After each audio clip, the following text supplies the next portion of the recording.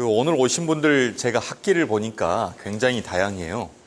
일단 신입생 분들도 일부 계시고, 그리고 이제 학기별로 첫 학기부터 마지막 이번 5학기에 논문 작성 학기에 들어가시는 분들도 있으시더라고요. 그래서 다 서로 다른 목적을 가지고 아마 오셨을 것 같아요. 4학기 이상이신 분들은 실제로 논문 작성에 대한 팁을 좀 얻기 위해서 오신 분들이 많을 거고, 이제 1학기부터 3학기 사이에 들어가시는 분들께서는 논문으로 졸업할지 아니면 학점으로 졸업할지에 대해서 고민을 좀 하고 계시는 차에 이 수업을 통해서 아마 내 의사결정에 대한 단초를 좀 얻겠다라는 생각으로 오신 분들이 많을 것 같아요. 그렇죠?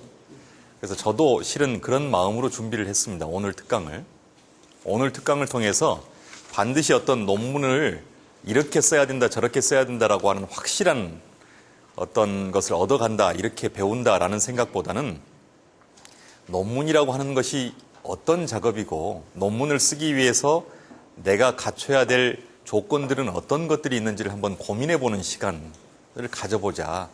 그리고 그 과정에 필요한 요소들이 과연 어떤 것들이 있는가라는 것을 생각해보게끔 하는 시간으로 꾸몄다는 얘기입니다.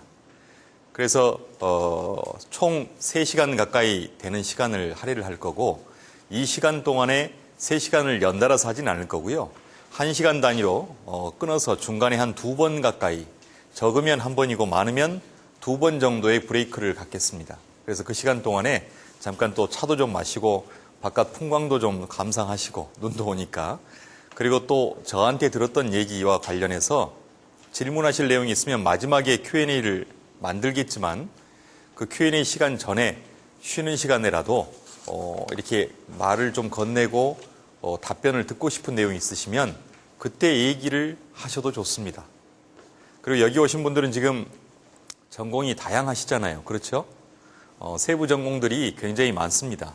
한 10여 개의 세부 전공에 계신 분들이 다 모여있기 때문에 각 전공의 특성을 모두 살려서 제가 언급하기는 어렵습니다. 하지만 전공의 특성과 상관없이 논문이라고 하는 여정을 시작한다고 하면 그 과정에서 반드시 고려해야 될 원칙들은 거의 동일합니다. 그래서 그런 동일한 원칙들에 대해서 강조를 할 거고, 기본 원칙들을 통해서 전반적인 흐름을 이해할 수 있도록 이야기를 해볼까 합니다. 여기까지 이해 안 되시는 건 없죠? 전체적인 흐름을 말씀드린 거고, 그러면 이제 시작하겠습니다. 논문을 여기에 제가 써놨는데요. 여정의 길잡이라고 표현을 해놨습니다. 타이틀에. 여정이라는 게 말 그대로 우리가 긴 여행을 가는 길이죠. 그런데 왜 여정이라고 표현했냐면, 여러분들도 글을 많이 써보셨겠죠. 또는 글을 써서 퍼블리시한 경험들도 분명히 있을 겁니다. 그런데 그 하나의 글을 써내기 위해서 고민했던 시간들을 한번 돌이켜보시면 짧게는 30분, 1시간에서 많게는 며칠 정도의 시간이었을 거예요. 그리고 대부분 그런 글들을 담아내는 데 있어서 작용했던 방식은 자기의 주관적 생각에 많이 기반하고 있을 거라는 얘기입니다. 그런데 논문은 저걸 한자로 풀어보면 논할 논자의 그럴 문자입니다. 그 얘기는 뭐냐면, 내가 글을 통해서 어떤 논지를 나의 주장을 담아서 합리적으로 전개해야 되는데, 이런 전개하는 과정이 이 다음 페이지에서 보시면 짧게는 1년 정도의 시간이 걸립니다. 그러니까 1년이라는 시간 동안 글 하나를 완성하기 위해서 그 누구보다도 이 주제에 관해서 내가 가장 치열하게 고민해 보겠다라고 하는 게 논문이라는 겁니다. 그렇죠? 그러니까 꽤 긴 여정입니다. 꽤 긴 여행이고 꽤 긴 코스라는 얘기예요. 그런데 그 과정에서 여러분들이 고려해야 될 사항들이 꽤 많습니다. 실은 5학기 때 학점이 아니라 논문으로 졸업을 하시겠다라고 하는 분들은 어떻게 보면 4학기까지는 논문을 본격적으로 쓰기 위한 준비 과정으로서만 2년의 시간을 보내는 겁니다. 논문을 쓴다라고 하는 과정에 내 자신이 어떻게 임해야 되는지, 또 어떤 글을 써야 되고 글의 체계는 어떻게 갖춰야 되는지를 고민하고 트레이닝 받는 시간으로만 2년을 보낸다는 얘기입니다. 그래서 그런 트레이닝 과정이 여러분들이 마지막 5학기 때 꽃이 피어나는 게 바로 논문이라고 하는 아웃풋, 결과물이 되는 겁니다. 그래서 그 과정을 하나하나 따라가는 방식을 제도적으로 만들어 놓은 것이 지금 이 표에 나와 있는 것 같은 로드맵입니다. 보통 논문을 쓸지 학점으로 졸업할지를 최종적으로 결정하는 단계는 언제부터 시작이 되죠? 3학기 때부터 시작이 됩니다. 지금 이것은 2014년 1학기가 5학기가 되는 사람을 예시로 들어서 만들어 놓은 건데 사실은 3학기부터 시작이 되는 거죠. 그러면 3학기 때 논문과 학점을 결정하고 나면 대부분의 학과에서 누구를 선정하죠? 지도교수님을 선정해 줍니다. 지도교수를 선정할 때는 학과마다 원칙이 있을 겁니다.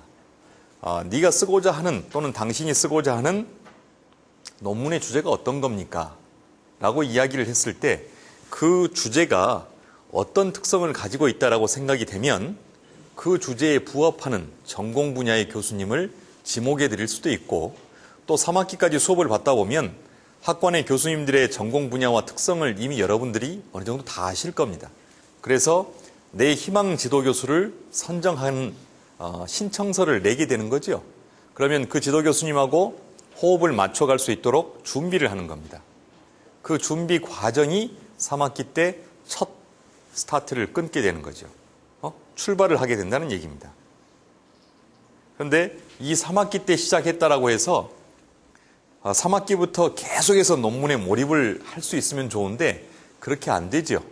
그래서 4학기, 5학기에 단계적으로 어떻게 여러분들의 생각과 절차를 발전시켜 나가야 됩니다라고 해서 제도화 시켜놓은 틀이 바로 이런 겁니다. 보통 4학기 차에 여기 보시면 학위 논문 작성 계획서를 제출한다고 되어 있는데 학위 논문 작성 계획서는 3학기 때 여러분들께서 나는 어떠어떠한 생각을 가지고 있는데요 라고 하는 아이디어 수준이었다면 그 아이디어를 조금 구체화시켜 보는 거죠. 그래서 이러이러한 주제로 이러이러한 연구 문제에 대해서 어떤 문제의식을 가지고 어떻게 접근해 보고자 합니다 라고 하는 계획서를 제출하는 단계가 4학기입니다. 그런데 4학기가 끝날 때 제출하는 게 아니라 4학기 중반에 보통 제출을 합니다. 이 프로세스까지 오기까지에는 실은 그 전에 3학기가 있는 거죠. 자, 그러면 여기서 한 가지 여러분들이 아무리 천부적인 재능을 가지고 있어도 3학기 때 논문 쓰겠다라는 결심을 밝히고 나서 바로 연구 주제로서 적합한 아이디어가 4학기 때 확 떠오르지 않습니다. 그렇죠. 그래서 저도 나중에 얘기를 하겠지만 기본적으로 1학기, 2학기, 3학기를 거쳐오는 동안 여러분들 스스로가 내가 연구 주제로 하고 싶은 것들을 정교화하는 과정을 거치기를 희망합니다. 예를 들어서 1학기 때는 아주 러프한 막연한 대상이란 말이에요. 그런데 공부를 하다 보니 2학기 때는 이렇게 사각형이었던 눈사람을 조금 모서리를 깎아보면 어떨까라는 느낌을 가지게 되는 겁니다. 이건 모서리를 깎는다라고 하는 것은 뭐예요? 자기가 사각형이었던 눈 덩어리가 좀 더 모서리를 깎아보면 눈사람의 형태를 가져갈 수 있을 것 같다라고 하는 이론적 프레임을 한 학기 동안 배웠기 때문에 가능한 겁니다. 그래서 그걸 깎고 나면 이제 모서리가 없어진 눈사람의 마른 목골 정도가 나오겠죠. 그리고 2학기 때 가면 다시 그 마른 목골의 모서리를 다시 한번 칠 수 있는 능력을 갖추게 되는 겁니다. 그리고 3학기, 4학기로 오면서 이게 하나의 원형처럼 동그란 눈사람이 되는 거죠. 그런데 그 눈사람을 동그라미 2개만 가지고 있는 정도의 수준까지밖에 못 오는 게 대부분 4학기 때 여기 나와 있는 것처럼 학위 논문 작성 계획서입니다. 눈사람을 어떻게 이어붙여야 되는지, 또 같은 동그라미라도 어떤 동그라미를 위에 놓고 어떤 동그라미를 아래에 놔야만 눈사람의 형태가 좀 더 번듯하게 나올 것인지, 이런 작업들이 필요한 거죠. 그래서 그런 작업들을 위해서 뭘 하는 겁니까? 지도교수와 끊임없이 상의하고 또 고민의 결과를 갖다 드리면서 내 생각 중에서 뭔가 다듬어지지 않는 것들을 지속적으로 다듬어가는 과정을 거치게 되는 겁니다. 그러고 나면 5학기에 접어들게 되는데 이 5학기에 접어들게 되면 대부분 어떤 것들을 하냐면 학과별로 4학기 말에 하는 학과도 있고 5학기 초입에 하는 학과도 있습니다. 저 같은 경우는 제가 소속이 미디어 MBA 주임 교수로 되어 있기 때문에 미디어 MBA의 사례를 들면 4학기 중반부터 논문 지도가 들어가서 5학기 초입이 되면 논문 프로포절이라는 걸 합니다. 그것은 논문 작성 기본 프레임을 가지고서 전체 교수와 전체 대학원생 앞에서 발표를 하는 겁니다. 물론 발표를 한다는 것은 뭘 하기 위한 거죠? 일방적으로 통보를 하기 위한 게 아니에요. 내가 지금까지 다듬고 다듬었던 생각들이 이런 설계도를 만들었으니 이 설계도에 허점이 있다면 여러분들께서 지적해 주십시오. 라는 생각으로 본인의 지도교수 외에도 다른 교수들과 학과내의 다른 교수들과 그리고 전체 대학원생들에게 공개를 하는 거죠. 공개를 한다는 것은 질타를 받기 위한 게 아닙니다. 물론 질타를 받을 수도 있어요. 지금까지 5학기가 될 때까지 기껏 다듬었다는 설계서가 이 정도 수준이면 너는 문제가 있다라고 질타를 받을 수도 있지만 그때 차라리 질타를 받는 게 낫지 논문 다 썼다고 심사 들어가는데 이거 가지고는 심사 못합니다. 그때 와서 한참 정상을 향해서 한 8분 응선쯤 올랐는데 이 산이 아닌 것 같아요 라고 얘기할 수는 없는 거 아닙니까? 그렇죠? 그래서 그런 과정을 거치는 거죠.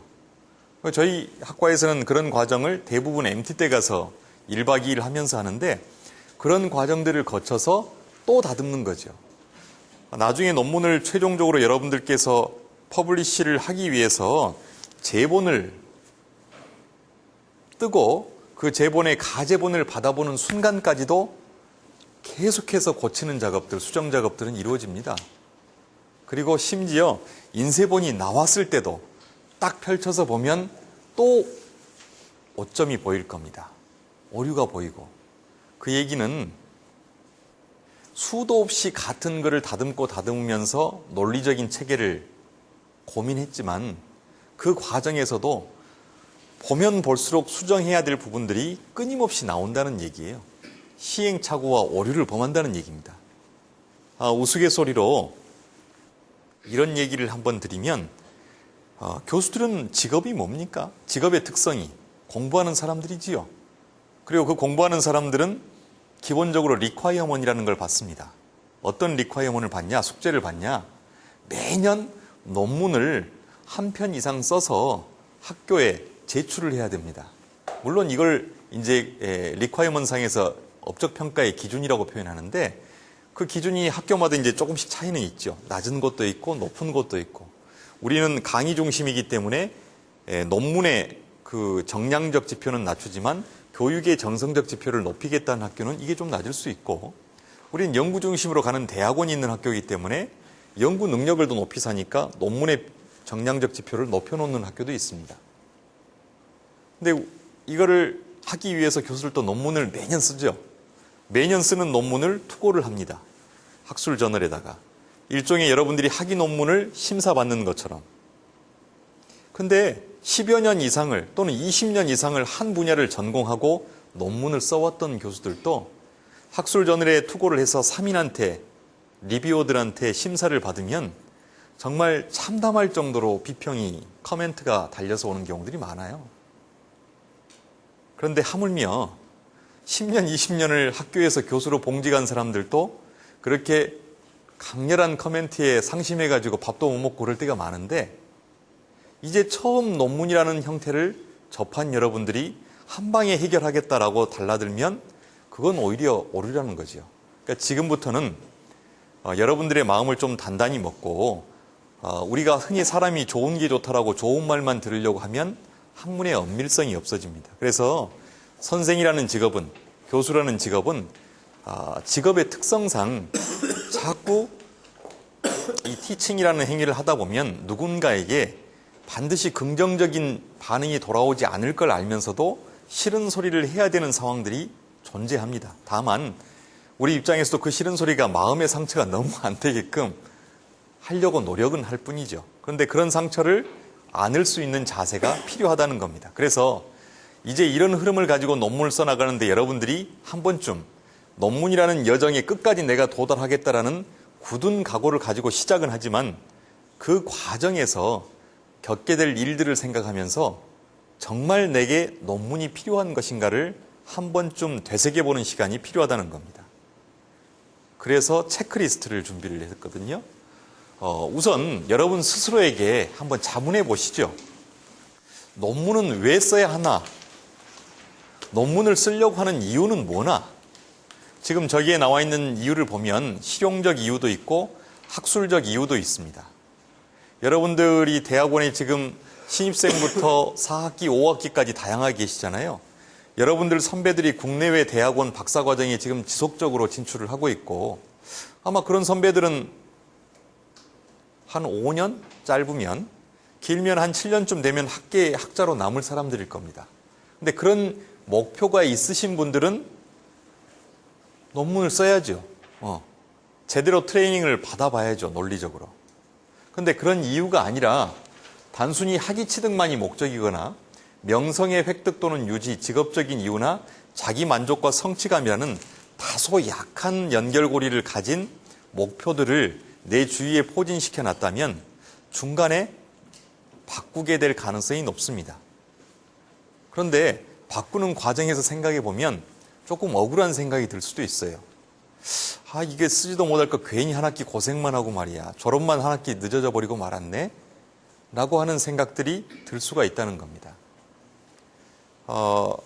그 이유를 굉장히 많이 대지요. 다양하게. 나는 역시 논문 쓰기에는 나이가 조금 있었어. 라든지 논문을 열심히 쓰려고 했는데 회사 상황이 여전히 어려웠어. 요 시기에 내가 딱 대학원에 입학을 해가지고 아주 잘못된 선택을 했을 뿐이고 이런 생각들로 자기를 합리화시키면 마음은 편합니다. 그렇죠? 마음이 편해요. 그러면 그걸 우리 귀인 이론이라고 그래요. 뭔가 원인이 발생했는데 그 원인을 자꾸 내 자신이 아닌 다른 외부 요인들의 탓으로 돌려버리고 나면 나는 면피의 자유로움을 얻기 때문에 상당히 마음이 편해집니다. 얼마든지 그렇게 하세요. 그래야 마음이 편하니까. 그렇지 않으면 이게 속병이 생깁니다. 그런데 그런 과정을 겪게 될 경우에 지나온 시간 동안이 너무 애썼던 과정이 다소 억울함이 들 거예요. 그래서 물론 하다가 안 되면 돌아올 수는 있지만 이왕이면 한 번 마음을 먹었다면 다소 독하게 마음을 먹고 좀 시작하는 게 좋겠다. 그래서 내가 학위 논문을 쓴다라고 하는 것이 분명히 어떤 목적인가? 우리가 흔히 학계에서 하는 얘기가 있습니다. 호적하고 논문은 절대 바꿀 수 없다는 거예요. 호적하고 논문은 지금은 호주제가 폐지됐지만 그거 어떻게 바꿉니까? 논문은 말이죠. 세상의 기록물로 자기 이름으로 내는 최초의 출판물입니다. 보통 공부하는 사람에게는. 그 논문은 내가 심사위원 세 사람하고 나만 읽었어 라고 생각하지만 자기가 졸업하고 난 이후에 전국에서 공부를 하고 있는 대학원생이 나와 유사한 주제에 관심을 가지고 있다면 어느 순간 어느 시점에 그 논문을 복사해서 자기의 레퍼런스로 참고 문헌으로 활용하면서 계속해서 읽어나가고 그 사람을 비평할 거라는 겁니다. 그러니까 지도교수 입장에서는 어떤 두려움이 있냐? 이 학생을 논문을 쓰게 해서 졸업을 시킨 다음에 졸업 자체로 끝나는 게 아니라 그 논문을 지도했던 지도교수의 이름이 꽝 박히고 논문의 저자가 꽝 박혀서 국회 도서관부터 한양대 도서관을 비롯해서 전국에 다 뿌려지는 이 논문이 우리 학교에 대한 평가 또 지도교수인 나에 대한 평가로 귀결되기 때문에 그때 부정적으로 형성되지 않을까가 가장 두려운 겁니다. 물론 여러 명을 지도하다 보면 놓치는 것들이 많아요. 표절 부분을 놓칠 수도 있고 예를 들어서 또 지도하다 보니 귀찮아서 그래 그냥 빨리 졸업시키는 게 낫지 내가 지금 여기서 이 시간에 이거 하고 있을 시간이나 하면서 적당히 넘어갈 때가 있을 거 아닙니까? 그러다 보면 그건 누구한테 돌아와요? 결국 여러분들이 대학원 공부를 하다 보면 자꾸 남의 논문을 읽게 되는데 읽으면서 똑같은 얘기를 할 겁니다. 이거 좀 논문 심하게 썼는데 이거 어디야? A대학이야. 그러면 이제 꽝 되는 겁니다. 그러니까 그런 과정들을 최소한 피하기 위해서 자꾸 싫은 소리를 하게 되는 거죠. 그 싫은 소리를 좀 견뎌야 된다. 자, 그래서 논문을 쓸 때 그런 것들을 더불어서 자기 주장과 논리를 확실하게 경험할 수 있도록 쓰는 방식들을 항상 고민하면서 가자. 그리고 이를 위해서 체크리스트를 한번 봅시다. 이게 경희학부의 윤승재 교수님이 지난번 특강 때 활용했던 자료인데 내가 너무 좋아서 한번 가져와 봤어요. 우선 나는 논문을 써야 하는가에 대한 체크리스트를 한번 보세요. 나는 박사과정에 진학할 생각이 있다. 아니다, 보통이다, 그렇다. 나는 학술대회나 학회지에 내 논문을 발표하고 싶다. 나는 하루에 최소 2시간 이상 논문에 투자할 시간이 있다. 나는 밤새워 논문을 쓸 정도의 체력은 자신이 있다. 마지막으로 나는 논문 때문에 졸업이 늦어져도 상관없다. 지도교수한테 떼쓰지 않겠다. 자, 이 중에서 10점 이상이 되면 논문을 충분히 쓸 수 있고 써야 된다라고 보는 겁니다. 그 다음에 7점에서 9점이면 어떻다고요? 논문을 써야 할지 지금부터 한번 고민을 강하게 해보시라는 얘기입니다. 반면 6점 이하면 오히려 학점 이수 과정이라고 해서 학위가 아닌 것도 아니고 또 공부하는 방식의 또 다른 길이기 때문에 그거를 기피하거나 멀리할 필요가 없으니 학점 이수 과정을 차라리 충실하게 하는 게 더 나을 수도 있다는 얘기입니다. 여기서 10점 이상 되시나요, 다들? 자신할 수 없어요? 예? 12점 나오셨어요? 그럼 반드시 논문을 써야 됩니다. 반드시 논문을 써야 돼요. 근데 7점에서 9점 사이에 나오신 분들이 상당히 애매할 거예요. 정말 이거 확 고민해봐야 되는데 어떻게 어떤 방향으로 고민을 해야 될지가 상당히 고민이실 겁니다. 오늘 이 시간이 거기에서 의사결정을 하는 단초를 확실히 제공받는 시간으로 가져가기를 바라겠습니다. 자, 다음 두 번째 체크리스트를 한번 보시죠. 논문을 쓰는 과정에 대한 이야기입니다. 나는 특정 분야에 대해서 누구보다 잘 알고 있기에 누가 통계만 도와주면 논문을 쓰는데 별 문제가 없을 것 같다. 이런 생각을 가지고 있는 정도가 어느 정도냐는 겁니다. 0에서부터 2점 사이에 한번 체크리스트에 체크를 해보세요.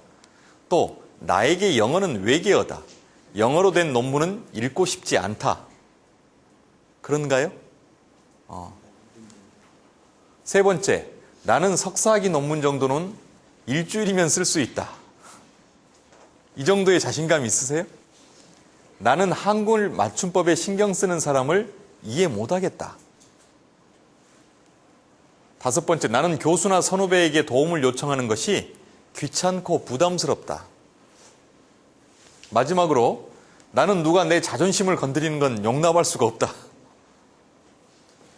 여기에서도 마찬가지로 8점 이상이 되면 학점 이수 과정이 더 적합하다는 결론을 냅니다. 그런데 5점에서 9점이면 고민을 해야 되고 4점 이하면은 훌륭하게 논문을 쓸 수가 있습니다. 4점 이하가 되려면 어때요? 거의 대부분 아니다 쪽에 와야 됩니다. 보통이다는 하나 둘 정도는 포함돼야 된다는 얘기예요. 그렇죠? 여기서 전부 4점 이하 맞나요?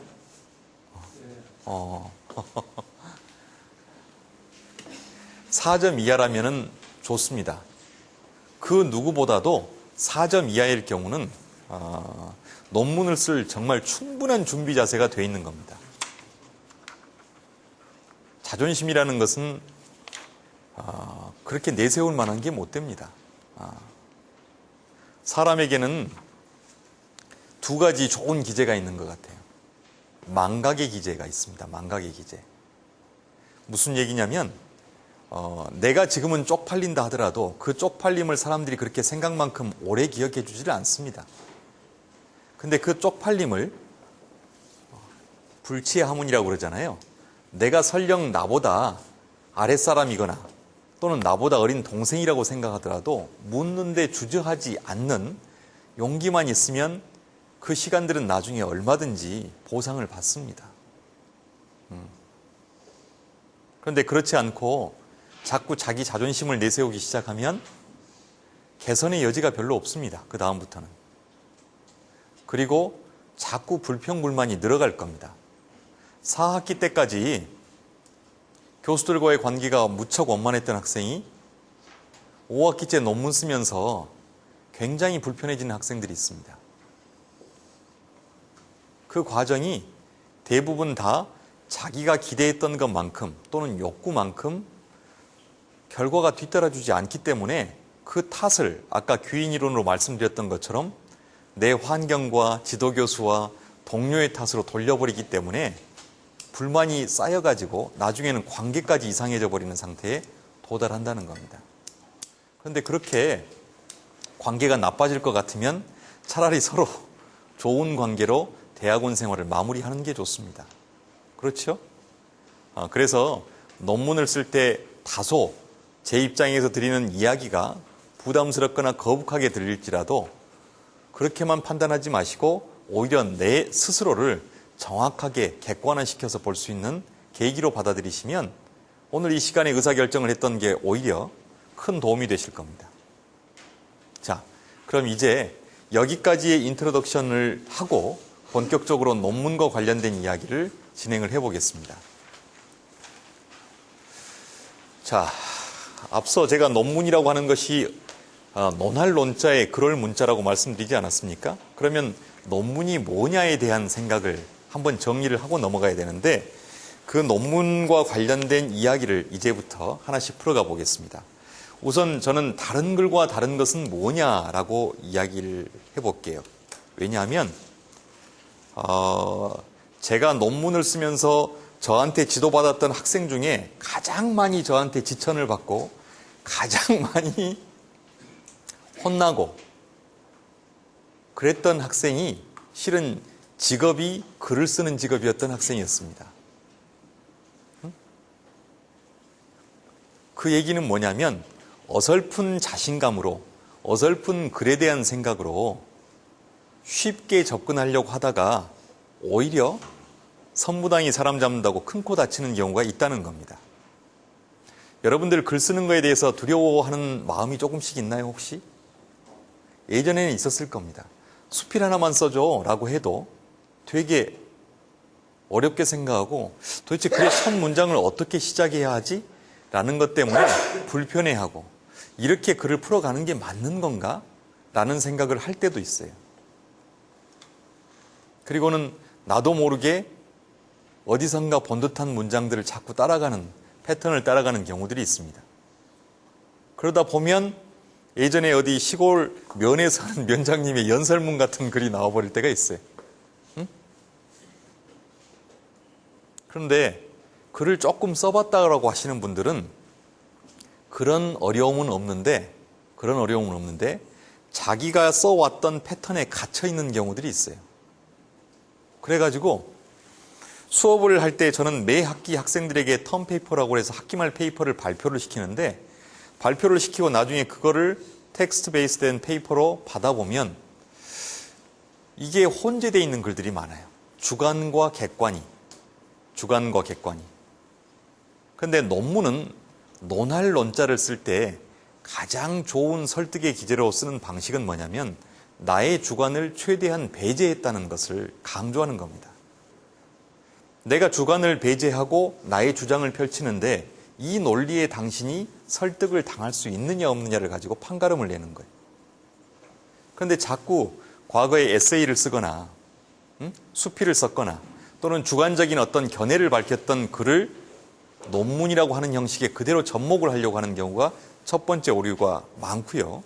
두 번째는 대부분 공부를 석사과정 와서 처음 해보시는 분들은 이렇게 긴 호흡의 글을 써본 적이 별로 없어요. 학위 논문 보시면 어때요? 선배들 학위 논문을 보면 또는 수업하면서 레퍼런스 체크하기 위해서 다른 사람의 학위 논문을 가져다 볼 경우들이 있는데 학위 논문들의 분량이 어떻든가요?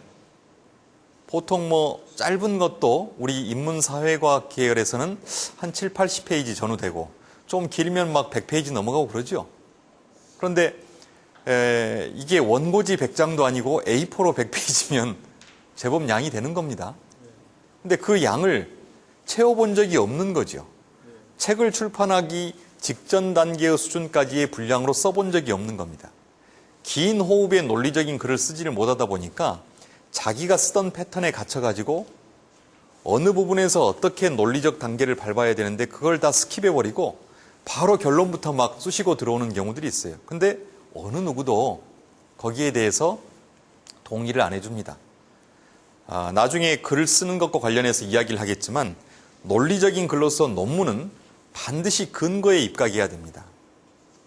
그걸 우리는 논하기 위한 근거라고 그래서 논거라고 표현을 하는데 논거가 없는 문장은 일절 인정하지 않습니다.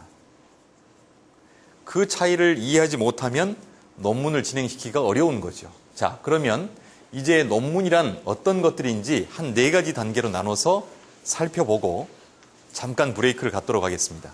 첫 번째, 논문이 뭐냐? 여기에서는 실제에 대한 탐색으로서 논문이라고 그랬어요.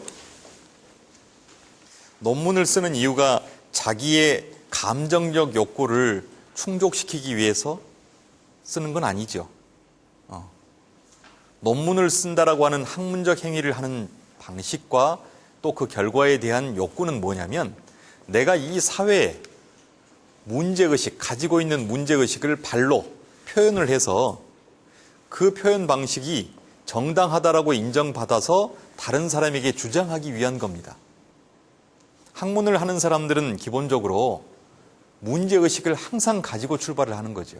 그런데 그 문제의식이 나만의 문제의식으로 끝나지 않고 실제, 사회적 실제에 대한 탐색으로서 출발을 하는 겁니다. 내가 우리 새끼 공부를 어떻게 잘 시켜가지고 어떻게 좋은 대학에 보낼까를 가지고 하는 게 아니라는 얘기예요. 나 혼자의 개인적인 욕구를 충족시키기 위해서 논문을 쓰는 게 아니라는 겁니다. 그래서 대부분 자기가 전공하고 있는 분야는 세상을 바라보는 프레임, 틀이 되는 겁니다. 제가 지금 저 바깥의 풍경을 바라보고 있는데 저 바라보는 풍경은 전부 다 뭘 통해 바라보는 겁니까? 사각형의 창틀을 통해서 바라보죠? 세상은 사각형의 범위를 벗어나서 제 시야에 들어올 수가 없습니다. 그런데 이렇게 깨끗하게 사각형의 틀로 바라보기 때문에 하나하나 창문을 이어붙이게 되면 저 밖에 있는 산의 전체적인 형세를 이해할 수 있듯이 논문을 쓴다는 것은 이론적 프레임을 가지고서 이 세상을 재단하는 겁니다. 그런데 그 프레임이 자기 전공 영역에 이론적 프레임을 가져오는 거죠. 제가 전공하고 있는 미디어 분야 같은 경우는 미디어 이론을 가지고서 사회적 현상을 해석하고 예측하고 판단하는 겁니다. 부동산 전공이시면 어떠겠어요? 당연히 부동산 학에서 나오는 이론적 프레임을 가지고 이 사회가 어떻게 구조화되고 어떻게 움직여가고 그 과정에서 어떤 사회적 이슈들이 발생하고 있고 그것에 대한 솔루션은 뭐고 라는 것을 얘기할 수 있는 겁니다. 그렇죠? 그래서 논문은 단순한 믿음에 근거하지 않고 어떤 문제에 대해서 자신의 주장의 근거를 조사라고 하는 합리적 방법을 통해서 입증하고자 하는 일정량의 글의 집합이라고 표현할 수가 있는 거죠. 제가 미디어를 전공하고 있는데 느닷없이 세상에 대한 이야기를 할 때 갑자기 공학적인 이야기를 꺼낸다. 아무도 귀 기울여 주지 않을 겁니다. 왜? 네가 가지고 있는 프레임이라고 하는 게 지극히 주관적이거나 지극히 표면적인 수준의 프레임밖에 안 될 테니까 거기에 무게를 실어주기는 어려워라고 생각하는 거죠. 내가 전공하고 있는 영역의 전문성을 발휘해서 세상을 바라보게끔 해주는 겁니다. 그 프레임을 획득하기 위해서 1학기부터 4학기까지 여러분들은 이론 공부를 하는 겁니다. 그런데 이런 이론 공부라고 하는 것이 어떤 의미를 갖냐? 바로 실수를 줄여주는 거죠. 세상을 바라보는 많은 선각자들의 고민의 결과로서 탄생한 이론이라고 하는 프레임을 가짐으로 인해서 여러분들이 자기 전공에서 어설프게 재단하는 방식을 지양하도록 해준다는 겁니다. 그럼 논문이 아닌 건 뭐냐? 실제에 대한 탐색이 없는 거예요. 실제에 대한 탐색이 없어요. 공상을 논문이라고 하진 않죠. 그리고 자신의 주장이 없는 것. 흔히 학부생들이 가장 많이 하는 오류 중에 하나, 대학원생들이 가장 많이 하는 오류 중에 하나, 대학원생들은 그래도 좀 적게 하죠. 제 학부생들 대상으로 리포트를 하나 내라고 하면 빠지지 않고 구성 요소로 등장하는 게 있어요. 어떤 구성 요소냐? 뭐에 대해서 리포트를 써와봐. 자기 주장이 없습니다. 이것저것 긁어가지고 장점은 어떻고 단점은 어떻습니다. 양시양비론으로 다 가져옵니다. 폼은 그럴듯해 보이는데 그거 아무짝에도 쓸모없습니다. 네 리포트를 통하지 않고서도 이런 이야기는 얼마든지 널려 있어서 내가 굳이 접할 필요도 없어 라는 얘기죠. 자, 이것이 부정적이다, 네거티브한 입장을 취한다라고 하면 그 네거티브한 입장의 근거가 뭔지가 더 중요한 겁니다. 그리고 그 근거를 통해서 네 네거티브한 입장이 정교하다라고 하면 그거를 양시양비론으로 무조건 맞출 것이 아니라 취하는 거죠. 아, 이거 부정적이야. 대한민국의 부동산 경기가 지금 이렇게 과열됐다라고 하는데 이런 과열됐다라고 하는 진단 자체가 얼마나 정교한 프레임에서 나온 거냐. 과열이 아니다라고 의식을 했다면, 인식을 했다면 과열이 아니라고 하는 것을 정확하게 진단을 해서 근거를 제시하면 과열이 아니기 때문에 거기에 맞춰서 다른 정책도 가능한 겁니다. 솔루션이 거기에 맞춰서 나와야 되는 거죠. 그런데 흔히 과열일 수도 있고 과열이 아닐 수도 있습니다. 과열이라고 보는 입장은 이렇고요. 아니라고 보는 입장은 이래요. 그래가지고 레포트를 내버리면 하나만한 얘기라는 거예요. 미디어와 관련된 현상을 예를 들면 영상물 등급제라는 거 혹시 들어보셨나요? 여러분들 TV 보시면 화면 우측 상단에 이게 또는 화면 정 가운데에 몇 세 이상 시청가 뭐 이런 거 나오죠. 영화도 19금이 어떻고 뭐 이런 얘기 나오죠. 12세 이상 관람가. 이거 왜 그러는 겁니까? 미디어 콘텐츠가 우리의 의식 속에 미치는 영향이 생각보다 훨씬 크기 때문에 정신적으로 또는 생물학적으로 몇 세 이상이 시청했을 때만이 이 콘텐츠를 해석적으로 해독해서 받아들여서 단순히 따라하는 학습 효과를 발생시키지 않을 거다라는 믿음에서 출발하는 겁니다. 그리고 그런 이론이 나오기까지 많은 연구들이 있었습니다. 그리고 그 이론에 입각해서 만들어진 정책 때문에 영상물 등급제가 시행이 되고 있는 겁니다. 그런데 요새 애들이 워낙 조숙해가지고 이게 필요 없는 것 같다. 또는 지금의 이런 연령 기준 자체가 현실을 제대로 반영하지 못하고 있다. 과거 30년 전에, 20년 전에 영상물 등급제에서 선정한 연령 기준이 지금은 한 10세 이상 낮춰져야 될 것 같다. 그 근거가 필요한 겁니다. 그냥 단순히 우리 얘를 보니까 너무 조숙하던데요. 이것만으로는 답이 안 되는 겁니다. 그렇죠? 그래서 주장을 명확히 할 필요가 있다. 자, 그러면 이런 주장을 어떤 방식으로 풀어갈 것이냐의 문제가 남을 겁니다. 그렇죠? 귀납과 연역에 대한 이야기 많이 들어보셨죠? 귀납을 아마 고등학교 때쯤, 중학교 때 배웠을까요, 우리가? 고등학교 때 배우셨습니까? 그러면 고등학교 때 귀납하면 뭘로 연상을 하면서 배웠어요? 어떤 사례 대표적으로 들어보셨어요? 소크라테스. 아마 소크라테스는 연역의 대표적인 사례였을 겁니다.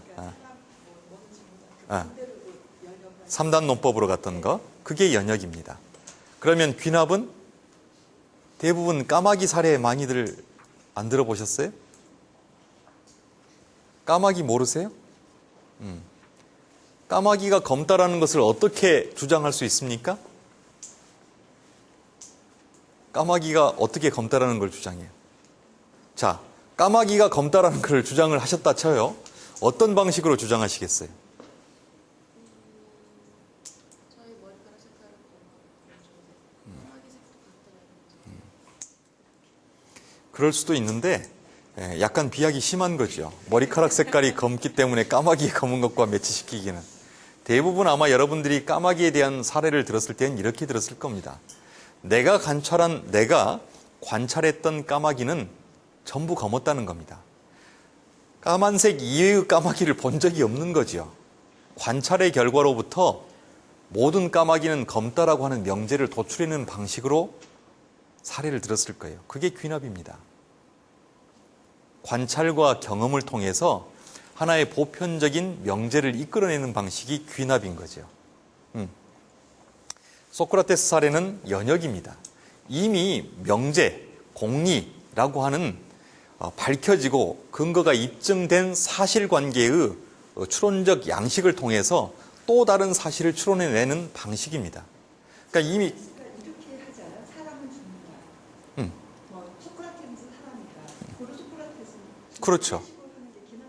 그게 연역인 거죠. 그러니까 사람이 죽는다라고 하는 것은 뭡니까?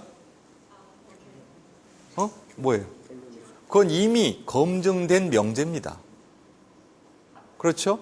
그리고 소크라테스가 사람이라는 것도 누구도 부인할 수 없는 명제입니다. 그러니까 소크라테스는 당연히 죽어야 된다라는 3단 논법이 나오는 거죠. 그렇죠? 근데 그거를 부인하기는 어렵잖아요. 그러니까 부인하기 어려운 이미 밝혀진 사실관계의 명제로부터 새로운 사실을 추론해내는 양식이 연역이라는 겁니다. 귀납은 관찰과 경험으로부터. 그렇죠. 해가 동쪽에서 뜹니까? 서쪽에서 뜹니까? 동쪽에서 떠요. 어떻게 동쪽에서 뜬다는 걸 알죠? 이렇게 하면 연역이 되는 거예요. 근데 나는 동쪽 이외의 방향에서 뜬 해를 본 적이 없으니까 동쪽에서 뜬다라고 주장을 하면 귀납이 되는 겁니다. 우리가 제가 기억하기로는 귀납이 됐든 연역이 됐든 혼돈을 섞긴 한데 결론을 먼저 내고 풀어가는 방식이 있고 풀어나가서 결론을 내는 방식 두 개의 차이를 귀납과 연역의 차이로 보고 있거든요. 하나는 결론 먼저 내고 그 결론에 대한 이유를 푸는 거. 또 하나는 결론을 앞에서 또 서술이 나오고 결론을 뒤에 내는 거. 우리가 초등학교 때 배웠던 귀납과 연역의 구분은 그렇게 하고 있는데 만약에 그렇게 배우셨다면 잘못 배우신 겁니다.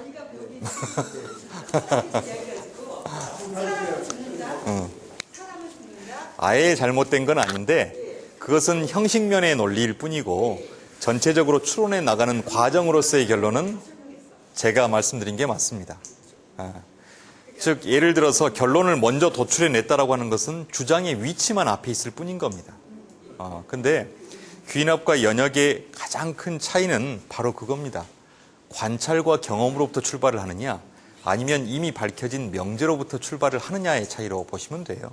그렇지 결론 자체가 앞에 있었기 때문에 연역이고 뒤에 나오면 귀납이고 이거는 형식적인 측면에서 그렇게 가져갈 수는 있으나 그것 자체가 귀납과 연역을 구분짓는 방식은 아니라는 거죠. 근데 왜 귀납과 연역이라는 걸 이야기를 했냐면 이제 이 다음에 이야기할 논문의 구성을 설명하기 위한 겁니다. 논문이라고 하는 게 대부분 보면 저런 포맷을 갖습니다. 자, 형식을 보시면 제목, 초록, 서론, 이론적 배경, 현상에 대한 분석, 결과, 결론, 참고문은 그렇습니다. 그렇죠. 여러분들께서 아마 논문을 레퍼런스 책을 위해서 살펴보실 때 거의 대동소이할 겁니다. 무슨 얘기냐면 여기 서론이라고 하는 인트로덕션 파트를 달리 표현할 수는 있죠. 뭐 예를 들어서 문제 제기 및 연구 목적 뭐 이런 식으로 표현할 수도 있는데 대부분 같은 얘기입니다. 서론에 담겨져야 될 내용이 바로 그 영역이기 때문에 그렇습니다. 그러면 이런 흐름이라고 하는 게 어떻게 나왔느냐라는 게 중요하잖아요. 그렇죠? 왜 나왔겠습니까?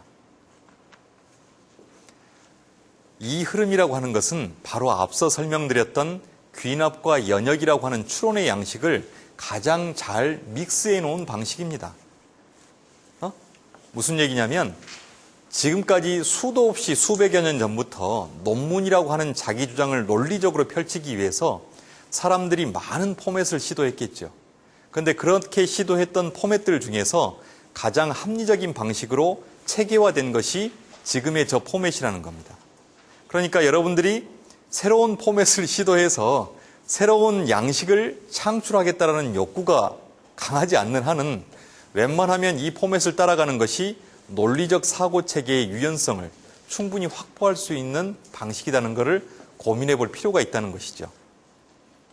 자, 그러면 이 각각의 양식을 어떻게 전개하는지 한번 제가 사례를 들어보겠습니다. 지금 이 자리에 한 4, 50명 사이에 학생분들이 앉아 계세요. 저한테 오늘 10시부터 이렇게 특강을 들으시고 그리고 1시가 조금 못 되면 이 강의는 끝날 겁니다. 그렇죠? 이 3시간 가까운 시간 동안의 특강을 듣고 논문에 대한 특강을 듣고 그리고 여러분들이 5학기건 4학기건 간에 어느 시점이 되면 이제 논문이라는 결과물을 만들어내실 분들이에요. 그런데 그 논문이라는 결과물을 만들어낼 때 동일한 장소에서, 그렇죠? 이 공간에 지금 다 같이 계시는 거죠. 동일한 교수한테 동일한 시간 동안 아이 컨택을 하면서 강의를 들으셨어요. 그러면 결과물도 동일한 퀄리티로 나와야 되죠. 그런데 나중에 가보면 어떤 사람은 정말 최우수 논문이 될 수도 있고 어떤 사람은 그저 평범한 수준의 논문이 될 수도 있고 어떤 사람은 겨우 졸업을 위한 요건만 맞춰서 논문을 통과시키는 분들도 분명히 나올 겁니다. 그렇죠? 선생으로 살은 지가 그다지 오래되지는 않았지만 이 과정을 통해서 의문을 가질 수가 있죠. 연구자로서, 이제는 선생이 아니라 리서처로서 뭐라고 의문을 갖냐면 왜 나는 똑같이 모든 학생을 사랑하면서 강의를 했는데 동일한 시간에 동일한 공간에서 동일한 방식으로 강의를 했음에도 불구하고 최종적으로 나온 아웃풋은 이렇게 차이가 유발될까? 무엇이 이런 차이를 유발시켰을까? 이거는 뭡니까? 앞서 얘기했던 왜 동일한 조건임에도 불구하고 결과값의 차이가 나타나는가라고 하는 것은 현상에 대한 문제의식입니다. 교육적 측면에서 보면 그 현상에 대해서 연구자가 갖는 문제의식이란 말이에요. 그렇죠? 그게 뭐에 담겨야 돼요? 저쪽에 치면 서론에 담겨야 되는 겁니다. 서론에. 서론에. 그렇죠? 바로 이 서론에 뭐가 담겨야 된다? 문제의식과 목적이 담겨야 되는 겁니다. 내가 그렇게 오랫동안 학생들을 강의해봤지만 왜 한결같이 강의를 해도 한결같이 다른 결과가 나오는가에 대해서 의문을 품는 것 자체가 문제의식이고 그 문제의식 속에서 차이를 유발시키는 요인을 밝혀내서 이런 차이를 최소화시키고 싶다. 편차를 최대한으로 줄이고 싶다. 라고 하는 게 저의 목적이 되는 거죠. 연구 목적이. 그러면 그게 바로 서론에 담기는 겁니다. 자, 그러면 이 문제의식을 갖는데 제가 어떤 방법을 썼죠? 귀납을 쓴 겁니다. 귀납적 추론을 한 거예요. 그러지 않습니까? 저는 많은 학생들에게 강의를 하면서 그 학생들의 결과값이 달라지는 것을 관찰을 통해서 학습을 했고 그 학습을 통해서 문제의식을 갖게 된 겁니다. 귀납적 추론 양식을 쓴 거예요. 그런데 이런 귀납적 추론 양식을 통해서 이제 이 문제의식을 해결해야 되죠. 가만히 보니까 학생들이 나을 때부터 뭔가 좀 학습 능력에 차이가 있는 거 아닐까? 지적 능력이 차이가 있는 거 아니야? 아니야. 뭐 혹시 학생들 사이에서 내가 모르는 뭔가 묵계나 연계가 있어가지고 그게 작용하는 거 아닐까? 여러 가지 생각을 해볼 수가 있죠. 그런데 이런 생각을 했던 사람이 선생이라는 직업을 가지고 살아가는 수만 명의 사람들 중에서 저 혼자뿐이었을까요? 아니죠. 수많은 교육학을 전공하시는 분들, 또 교육학을 전공하지는 않았지만 학생을 가르치면서 저와 비슷한 생각을 하고 비슷한 생각을 발전시켜서 그 의문을 해결하려고 시도했던 많은 선생님들이 계시겠죠. 그러면 그분들이 수많은 연구를 통해서 밝혀놓은 결과들이 있을 겁니다. 그렇죠? 그것은 뭐에 해당됩니까? 진리는 아니다 하더라도 최소한 명제나 공리에 가까운 결과로서의 사실일 겁니다. 그런데 내가 이미 다른 사람이 했던 것을 살펴보지 않고 내 주관대로 그건 학생 개개인의 능력의 차이에서 비롯되는 거야 라고 단정해버리는 순간 이미 다른 사람이 했던 것과 동일한 결과라면, 프로세스라면 하나만한 연구를 하게 되는 거죠. 그러면 뭘 해야 되죠? 선행 연구를 충분히 봐야 되겠죠. 저와 비슷한 생각을 가지고 문제의식을 가지고서 출발했던 연구자들의 연구 결과와 그 연구 결과를 통해서 나온 이론화된 모델들을 충분히 살펴야 됩니다. 그러면 이론화된 모델들을 살핀다라고 하는 것은 뭐예요? 연역적 추론을 하는 겁니다. 그게 뭐에 들어가는 겁니까? 이론적 백그라운드가 되는 겁니다. 이론적 백그라운드는 내가 현상을 통해서 살폈던 문제의식이 이미 정제된 형태로 명제나 공리 수준의 아웃풋으로 정리되어 있는 기존의 연구들을 통해서 나의 생각을 발전시키겠다라고 하는 추론을 하는 거죠. 연역적 추론이 되는 겁니다. 그 연역적 추론을 통해서 뭘 도출해내는 겁니까? 내가 단순히 개인의 능력 때문이야 라고 생각했던 생각 자체가 이미 밝혀졌던 사실이라면 그 개인의 능력이라고 하는 것을 좀 더 정교화할 수 있는 지점을 발견하게 되는 겁니다. 단순한 개인의 능력이 아니라 거기에는 노력이라고 하는 플러스 알파의 요인이 필요했다라는 걸 알게 되는 거죠. 어떤 학생은 강의가 끝나고 나서 예습과 복습을 철저히 해서 그것을 가급적 자신의 연구 과정에 반영시키려고 했던 실천적 노력이 있었고, 그리고 그렇지 않은 학생은 강의 끝나고 이제 알았어 하고 탁 덮고 가서 자기 일을 했다. 그러면 단순한 개인의 능력이 아니라 그 개인의 능력이 강의의 결과를 어떻게 체화, 자기 몸에 붙여가지고 활용하려고 하는가에 대한 노력의 과정들이 결부되어야만 기존의 명제들에서 새로운 사실들을 도출해내기 위한 과정으로 구체화될 수 있다는 걸 알게 되는 거죠. 안 그렇습니까? 자, 그러면 그 과정을 이제 나는 뭘로 바꿔야 되는 겁니까?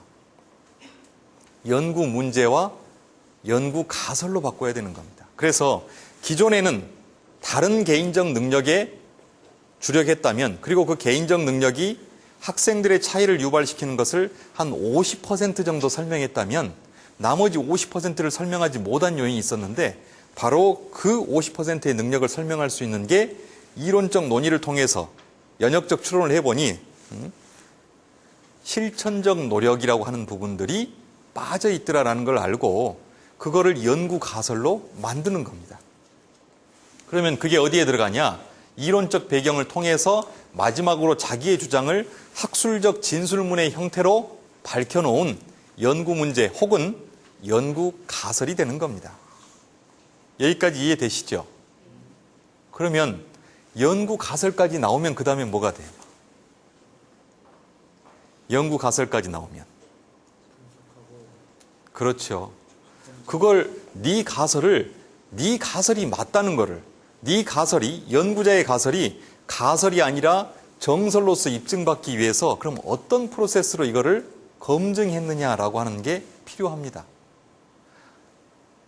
내가 학생을 만나본 게 지금 수천 명인데 더 이상 뭔 검증 과정이 필요합니까? 그 수천 명이 수십만 명의 학생을 다 잘 대표한다고 볼 수는 없죠. 대한민국의 학령 인구만 하더라도 한 70만 명 되는데 그 학생을 내가 만나본 학생이 아무리 많다 하더라도 10,000명도 안 될 텐데 다 대표합니까? 안 되죠. 그래서 뭐라는 겁니까? 내가 비록 나의 경험에서 출발했지만 내가 이 사람들을 통해서 분석하고 분석의 결과를 내가 직접 만나보지 못한 70만 명 중에 69만 명 학생에게 적용해도 충분히 그 현상을 설명 가능하게끔 일반화시킬 수 있을 정도로 과학적 검증 작업이 뒤따라야 된다는 겁니다. 그게 뭐냐? 여기에서 나온 현상에 대한 분석이 되는 겁니다. 여기서 이제 많이 막힙니다. 가설까지는 어떻게, 연구 문제까지는 어떻게 해봤는데 이 가설을 어떻게 입증할 것이냐라고 하는 방법론 메소로로지에서 많이 막혀가지고 좌절을 하거나 컨설팅을 받을까? 누구한테 한번 의뢰를 해볼까? 이러다가 에이! 덮어버리는 경우들이 있다는 거죠. 그래서 대부분의 학과에서 연구조사 방법론이라는 과목을 개설해 놓고 이걸 한 학기 내내 가르치는 겁니다. 그래 가지고 마지막 리절트라고 하는 결과를 도출해내는 거죠. 결과는 뭡니까? 해석입니다. 내가 어떻게 입증해 놨더니 그 입증된 결과를 어떻게 해석해서 시사점을 제공할 수 있겠다 라고 하는 해석적 관점을 제시하는 거예요. 그리고 나서 레퍼런스. 표절이 왜 표절인 줄 아시죠? 가장 큰 이유는 내가 인용해놓고 깜빡 잊고 어디에서 인용했다는 거 안 달면 그 순간 바로 표절이 되는 겁니다. 그건 의도했든 의도하지 않았든 간에 그런 실수를 하면 안 된다라는 경각심을 불러일으키기 위해서 바로 표절이 되는 거예요. 표절이 아닌 것과 표절인 것은 정말 종이 한 장 차이입니다. 의도적으로 갖다가 엎어버린 경우는 진짜 그건 문제지만 쓰다 보면 하도 많은 이론적 배경에서 사이테이션 인용을 하다 보니까 내가 이거 제대로 달았나 안 달았나를 깜빡 잊고 넘어가는 순간 표절이 돼버리는 거예요. 그래서 레퍼런스를 잘 다는 것만이 모든 면에서 실수를 방지하는 겁니다. 레퍼런스 체크를 철저하게 해야 되고 그 레퍼런스를 어떤 방식으로 달지 여부도 학교나 학회마다 조금씩은 차이가 있습니다. 하지만 거의 대동소이하니까 명심해야 됩니다. 좀 지치죠? 15분 쉬었다 가죠.